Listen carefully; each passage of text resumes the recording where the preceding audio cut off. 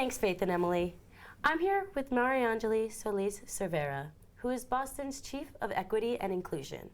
As the leader of the city's Equity and Inclusion Cabinet, she focuses on advancing racial justice and social equity across Boston. Appointed by Mayor Michelle Wu in 2022, Cervera is committed to ensuring that all voices are heard in local government. Thanks for joining us today, Chief. Of course. Thank you for the invitation. Of course. How can the outcomes of the upcoming election impact educational policies for immigrant and first-generation students in Boston? Yeah, as a former educator, I have a lot of experience and insights into this, and I was actually a teacher back in 2016 and 15 when 8 years ago we were going through a similar situation. And for us, it's clear, right, where different candidates stand, and either choice represents a significant difference in not only funding of schools, but also protection of rights of children inside of classrooms, protections of unions for the teachers and the janitors and people who work in schools. And so when we think about equity in general, we have to acknowledge that there are people in this country that have had opportunities, and there are others that have been neglected those opportunities. And when we talk about educational equity, it is equally important for us to open up those textbooks and understand how segregation has impacted school funding, how taxing policies have impacted our school funding, and the way what students get taught and how they graduate, how qualified they graduate from high schools, and how many opportunities they have in a post-secondary education. And so I believe that education is inherently political, but this election is even more important for our young kids, our first generation. I call them the hyphen kids, the kids that have been here from birth, but their parents migrated here, as well as our immigrant youth, our Black youth, our queer youth. It matters how we vote this year. 100%. How do you envision increasing representation of immigrant voices in local government?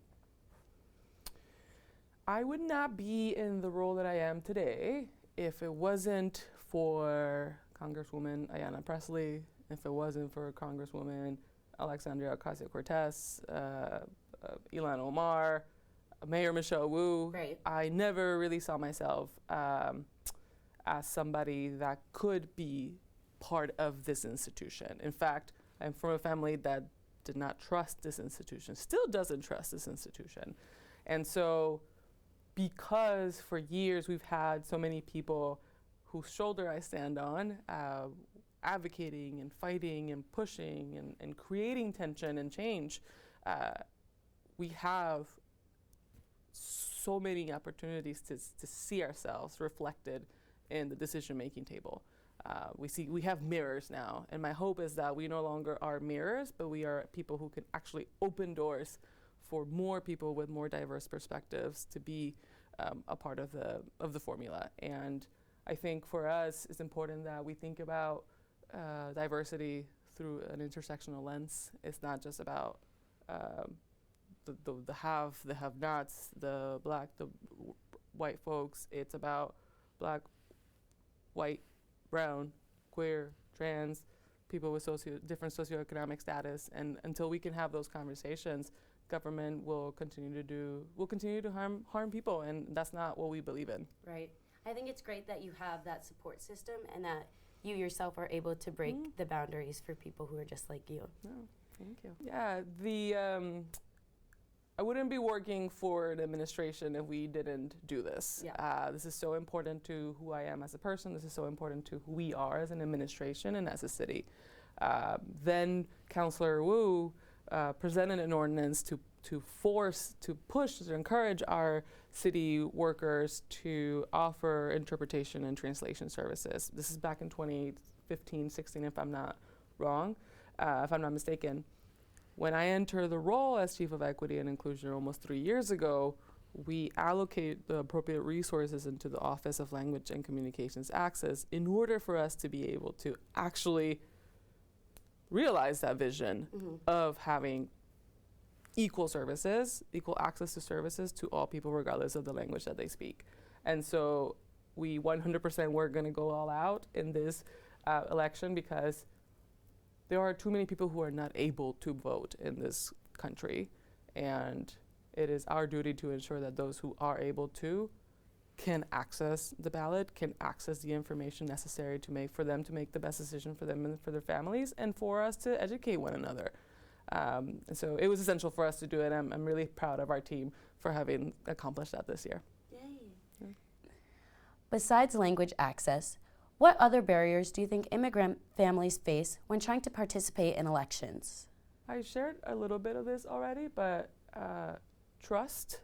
It may not be a tangible thing, but many of our families come from countries where, whether it's corruption, colonialism, Right. You name it, has really taken a toll on people's body, on people's experience, spirits, and they come here seeking a better life, a better future. And while for many immigrant families, you'll hear them say things like, I believe in the American dream. I'm so grateful that I'm raising my family here, right? Some members of my family say that. It is still also true that they are hurting here. And there's fear of being seen as not patriotic enough, Mm-hmm. of being seen as maybe too patriotic, as a sellout. And, I think of my mom. My mom, it took her a really long time to become a U.S. citizen, not because she couldn't, but because it meant that she had to give up her Mexican citizenship. There's something pretty symbolic about that. Yeah. And it wasn't until 2008 for the Obama election that she chose to become a citizen because she wanted to exercise her right as a newly American citizen, and she had to give up her Mexican citizenship.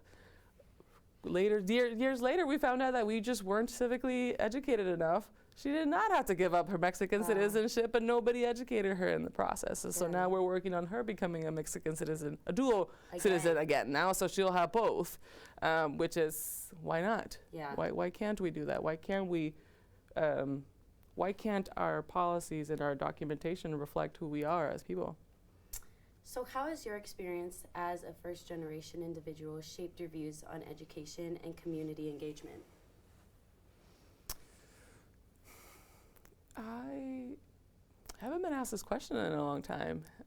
I can tell I'm in a college campus because the concept of first generation is something that is prioritized a lot in education, and is something that I have been very proud of. When I graduated at Harvard, when I graduated from my master's, from my undergrad, I participated in all the first gen graduation ceremonies, events, because there's something about that first gen experience that feels extremely powerful Yes. and very influential to who I am now. Earlier I was talking about the concept of mirrors. In education we call it mirrors versus windows. For years people worked towards just being seen so that young girls can see them, whomever it is, whereas my role is I am here, I am queer, I am Latina, I speak two languages, I move how I move my hands when I speak, even though I was told not to move my hands when I speak while I was going through school. And my job also is to make sure that as a young women like you or other people around who may be watching understand that it is our responsibility to continue to open doors and windows for the next generation. And so that to me is something that comes from having been not only the interpreter and translator for my family, it also comes from having played sports and moving to the US and having to understand how class is so different in the US. In Puerto Rico, everybody plays sports. Everybody has access to sports. It's quite affordable. In the US, you play sports in schools, and only if you could afford it can you play extracurricular sports. That was a game changer for my family, and we were not able to realize our dreams of becoming the next whatever champions in sports. But that was one of the first times that I realized that things were different here. And, college, undergrad, grad school, work, I've taken a lot of those experiences with me, especially when I was a teacher, of students who would say, how am I supposed to go to college if my parents didn't finish high school? Right. My dad does not even have a GED degree. My mom has a GED degree. And I'm here. And it is very possible for us to be here. And actually, I see those things as assets. I would not be here if my mom didn't have a GED. I needed to go with her to those classes. And I'll never forget, we would sit in people's garages in Puerto Rico, and she would take class, and I would just sit in the back and wait for my mom to take class. And eventually she graduated when I was 8 years old. It's moments like that that make me who I am and what I still take with me whenever I'm working. Yeah, and I'm sure she's very proud of you now. She is a little too proud, a little too proud. Outside of your professional commitments, what does civic engagement mean to you personally? And how do you think individuals can make a difference in their communities? People can make a difference in their communities through civic engagement, which is, I love this question because, so I recently moved and I am a homeowner for the first time. Yay. Second in my family, nobody else owns a home, and which is very telling, even though we've been in the U.S. for some time. And I live in a house, and I live in a street that is incredibly diverse, from age to race to socioeconomic status. And we have a neighbor who the other day caught me outside. I was picking up leaves, and she's like, "Hey, I want to have a block party." And I was like, "Sure, let's have a block party." And to hear her story about why she wanted to have a block party was so incredible, because to me, a block party is like, yeah, music, run around, let's just have fun. Right. For her, it was about getting to know her neighbors so that she could find out if Miss Gladys, who lives across the street from me, is okay. Right. Mary Jo, who lost her husband a couple of months ago, is also okay, right? I do that on a day-to-day basis. If I see Miss Gladys in front of my house outside, I go and talk to her. Same with Mary Jo, who's my neighbor. But for her, something like a block party, which is something that as an administration we prioritize so much, we even have mini grants around block parties so that our neighbors can do that for each other, is also civic engagement. And obviously there's other traditional definitions, right? Exercising your right to vote, educating ourselves and others around it. And so for me in my role, the focus is making all of that a possibility, right? So those mini grants for block parties so that folks like my neighbor Beth can have a block party with her neighbors, but also making sure that our voting access is also available in other languages. Awesome, Yeah. that's beautiful. Mm-hmm. What strategies do you suggest for motivating young people from marginalized backgrounds to participate in elections and civic activities? I'll start with a silly response to that question. So when I was a middle school teacher, I used to be cool, because like middle schoolers are really cool. Right. And I knew everything. I knew what was like, what was the thing in the moment and what was the cool thing. And so I always tapped into those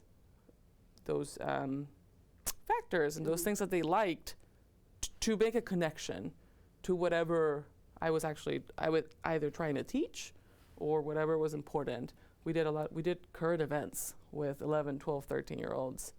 And there was always a connection with something that they cared about. And so I see it as a responsibility of adults, people who are older, people who get to mentor, who work with younger people, to make those connections for people. Because why would I care about this if all I see on social media is people trashing each other? Right. Why would I care?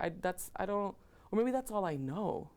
And so I'm just gonna trash other people too and not do anything about it. And so I see it's a responsibility of us, and in this case government, to educate the public as much as possible. But other strategies that I would think of, I'm not a big TikTok person, but I know TikTok is huge. My mom is on TikTok, and so is my niece, who's 7 years old, who should not be on TikTok. But I'm not afraid of social media. I feel like people should tap into social media more strategically. It could also be dangerous for a lot of members in our community. I have seen members of my family sort of get lost in rabbit holes in Facebook, and that has been sad to witness, which is why we also should be teaching literacy skills, digital literacy skills to our young people. And outside of that, I think we often think that teenagers are just like, they don't want to listen to us. That's not true. Yeah. Sure, there may be some that are just too cool to listen to us. And like, have you tried, right? And so being engaged is essential. And I know that things are not perfect regardless of the outcome of this election, but when I talk to young people, I feel like we're gonna be okay.